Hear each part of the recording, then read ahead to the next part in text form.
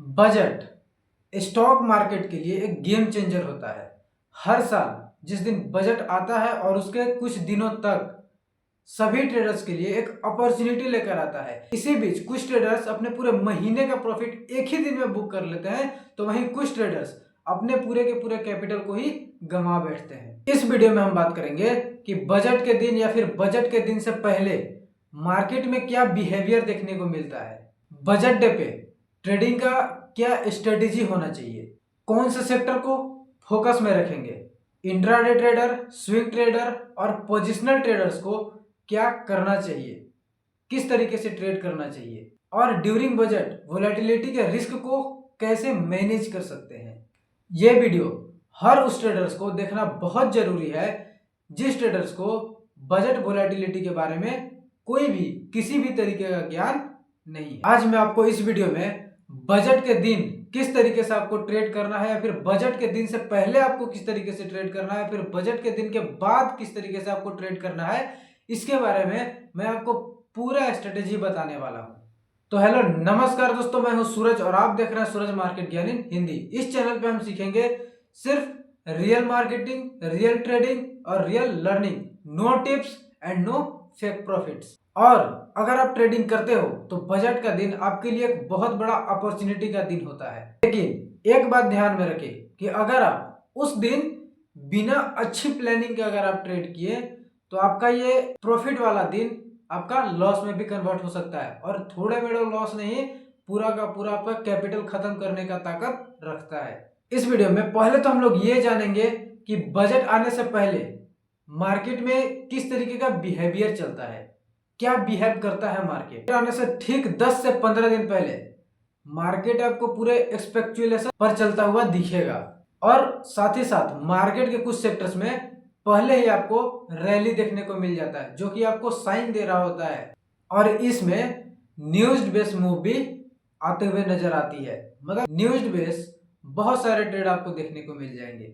Market में जितनी भी ट्रेड आपको चलने को दिखेंगी वो सारी की सारी न्यूज बेस चलने को दिखेंगी। आपको बजट आने से ठीक 10 से 15 दिन पहले ये सारी साइन जब आपको देखने को मिलेगी, तो इस टाइम पे आप अपने सेक्टर के वॉच लिस्ट को रेडी करके रखना, और साथ ही साथ अपने ब्रेकआउट स्टॉक्स को भी नोट करके रखना।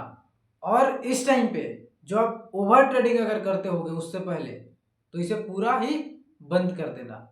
अभी जैसा कि आपको पता होगा कि कुछ दिन पहले अभी बजट अनाउंस हुआ है, तो 2026 के अंदर में आपको किन सेक्टर्स के ऊपर में आपको फोकस करना चाहिए वो मैं आपको बताता हूँ। इंफ्रास्ट्रक्चर और रेलवे के ऊपर में आपको फोकस करना चाहिए, रिन्यूएबल एनर्जी या फिर ग्रीन एनर्जी के ऊपर में आपको फोकस रखना चाहिए, और डिफेंस सेक्टर के ऊपर भी आपको फोकस रखना चाहिए, और बैंकिंग या फिर पीएसयू के ऊपर भी आपको फोकस रखना चाहिए, और साथ ही साथ इलेक्ट्रिक व्हीकल और ऑटो के ऊपर भी आपको फोकस रखना चाहिए, और एग्रीकल्चर और फर्टिलाइजर, ये तो सबसे जरूरी है अभी के टाइम में, एग्रीकल्चर और फर्टिलाइजर, और साथ ही साथ हेल्थ केयर और फार्मास के ऊपर भी आपको ध्यान देना है। इन सभी सेक्टर्स में लीडिंग स्टॉक्स पे ध्यान रखो। अब आते हैं कि बजट डे पे इंट्राडे ट्रेडर्स को क्या करना चाहिए। उनको तो पहले मार्केट खुलते ही स्टार्टिंग के 15 से 20 मिनट ट्रेड को अवॉइड करना चाहिए। यानी कि जो करते हैं कि मार्केट खुलते हैं वो क्या करते हैं कि कुछ लोग अपना एंट्री प्लान करते हैं, तो उसे सबसे पहले खत्म करेंगे। मार्केट खुलते ही 10 से 15 मिनट पहले अपना कभी भी ट्रेड प्लान नहीं करेंगे। मार्केट खुलने के बाद आप पहले अच्छे से चार्ट को एनालाइज करो, उसको देखो, और अगर आपको एंट्री बनानी है तो सबसे अच्छा टाइम होता है आपको इंट्राडे करने का 11:30 से 1:30 बजे तक का। इस टाइम पे आप ट्रेड करो, अच्छा ट्रेड होगा आपका। बस आपकी एनालिसिस, टेक्निकल एनालिसिस ये अच्छी होनी चाहिए, और साथ ही साथ ये सारी चीजें जब कर लोगे तो आपको देखना है, आपको वेट करना है। रेंज, आप जो रेंज बनाओगे मार्केट में उस ब्रेकआउट देने का वेट करना है पहले। और अब अपने मार्केट के चार्ट में जो आपका स्टॉक होगा उसके चार्ट में एक वॉल्यूम इंडिकेटर लगा देना, और उसका भी वेट करना, हाई वॉल्यूम का वेट करना, आपके कैंडलस्टिक में हाई वॉल्यूम आने तक का वेट करना। और सबसे बड़ी बात, आपको फेक मूव से बचना है। आपको ये चीज पहचानना होगा कि कौन सा फेक मूव है और कौन सा रियल मूव है। यानी कि आपको पता होगा कि मार्केट को कुछ ऑपरेटर्स भी ऑपरेट करते हैं, तो इसलिए वो ऑपरेटर्स भी फेक मूव देते हैं, तो इसलिए आपको फेक मूव को पहचानना होगा। ये बात तो हो गई इंट्राडे ट्रेडर्स के लिए। अब आते हैं स्विंग ट्रेडर्स को क्या करना चाहिए। बजट के बाद 3 से 5 दिन तक जो स्टॉक्स का जो सेक्टर है वो रोटेशन होता है, वो रोटेट होते रहता है और ब्रेकआउट स्टॉक्स स्ट्रॉन्ग रैली देते हैं और यहाँ स्विंग अपॉर्चुनिटी भी मिलती है। सबसे जरूरी और मेन बात पे वो क्या है, रिस्क मैनेजमेंट। आपको ये चीज बहुत ही केयरफुली करना होगा। अगर आप रिस्क मैनेजमेंट करने सीख जाते हो तो आपका ट्रेड बहुत अच्छा जाएगा। अगर लॉस भी जाता है तो आपका कम से कम लॉस जाएगा। और रिस्क मैनेजमेंट करने कैसे है, रिस्क मैनेजमेंट के ऊपर मैंने पूरा एक फुल डिटेल्ड वीडियो बना करके रखा है, उसको जाकर के आप देख लेना। आपको समझ में आ जाएगा कि आपको किस तरीके से रिस्क मैनेजमेंट करना है, किस तरीके से आपको स्टॉप लॉस लगाना है। अब आते हैं हम लोग अपने मेन मुद्दे पे, यानी कि बजट डे के ऊपर आपको रिस्क मैनेजमेंट कैसे करना है। बजट डे पे सिर्फ एक ही रूल रखो और वो क्या है, रिस्क मैनेजमेंट। अब रिस्क मैनेजमेंट कैसे करना है, आपको करना क्या, आपको फॉलो क्या करना होगा। स्मॉल क्वांटिटी पे आपको ट्रेड करना है। अगर आप ज़्यादा क्वांटिटी पे अगर आप ट्रेड कर भी रहे हो तो आपको अच्छा ट्रेडिंग आनी चाहिए। आपको तो सबसे पहले स्मॉल क्वांटिटी से आपको ट्रेड करना पड़ेगा।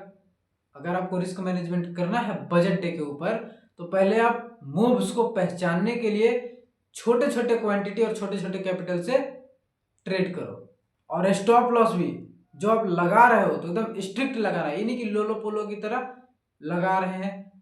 स्टॉप लॉस आ रहा है, हिट कर रहा है, उसको बढ़ाते हैं यहाँ से बैक रिवर्स लेगा। भैया इससे करने की कोई जरूरत नहीं है। आप जहां पे स्टॉप लॉस लगाते हो वहीं पे लगे रहे, वहीं पे आप उसे लगे रहने दो, उसे टच ही नहीं करना है, छेड़ना ही नहीं है उसे। हो सकता है कि आपका मार्केट जो स्टॉप लॉस टच करने के बाद पूरा नीचे ही नीचे जाता जाए, तो उस टाइम आपको खुशी मिलेगी कि भैया अच्छा हुआ कि मेरा स्टॉप लॉस यहीं पे था, ज्यादा लॉस नहीं गया। हाँ, बुरा उस वक्त लगेगा जब आपका स्टॉप लॉस टच करके थोड़ा सा नीचे आकर के फिर से रिवर्स चला गया और जाकर के आपका टारगेट हिट करेगा, तो उस टाइम आपका टारगेट का तो कोई फायदा रहेगा नहीं। और फिर रिवेंज वाला ट्रेडिंग नहीं करनी है, कभी भी आपको रिवेंज का ट्रेड नहीं करना है। आपको एक चीज याद रखना होगा कि आप अगर पूरे दिन में एक भी अगर अच्छा ट्रेड ले लेते हो तो वो आपके लिए काफी है, बहुत हो जाएगा वो आपके लिए उस दिन का।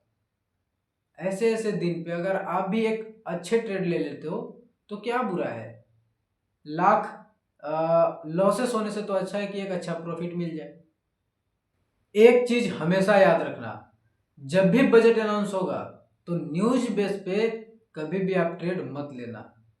अगर आपको अच्छे से पता चलती है, न्यूज आपको अच्छे से समझ में आती है और ट्रेड के ऊपर आप उस न्यूज को अच्छे से बैठा सकते हो, स्टॉक के चार्ट्स के ऊपर में आप उस न्यूज को अच्छे से बैठा सकते हो, तभी ट्रेड लेना।